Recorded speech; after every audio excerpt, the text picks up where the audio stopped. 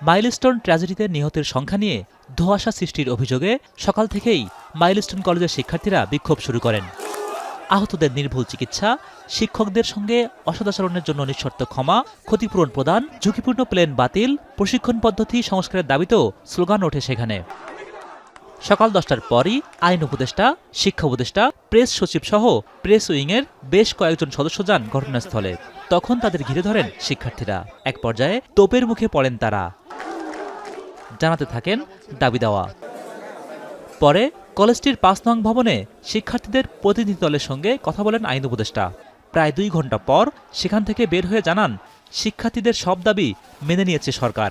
আমাদের যারা কোমল মজি অবশ্যই তাদের প্রকৃত অবস্থা জানানো হবে। কতজন শহীদ হয়েছেন, কতজন আহত হয়েছেন অবশ্যই জানানো হবে। সব দাবি আমরা মেনে নিয়েছি। এখানে কন্ট্রোল রুম স্থাপন করা হবে, ঘন্টায় ঘন্টায় আপনাদেরকে আপডেট জানানো হবে। শিক্ষার্থী ও অভিভাবকদের হেনস্থার ঘটনার জন্য সরকারের পক্ষ থেকে দুঃখ প্রকাশ করেন তিনি।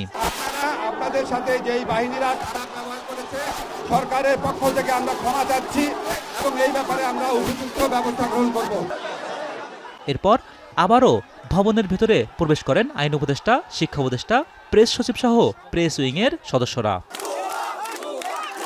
হোসেন জাহিদ, এখন, ঢাকা। শিয়া বাটার ও ভিটামিন ই সমৃদ্ধ লিলি হালাল বিউটি সোপ, তারুণ্যময় উজ্জ্বল ত্বকের জন্য।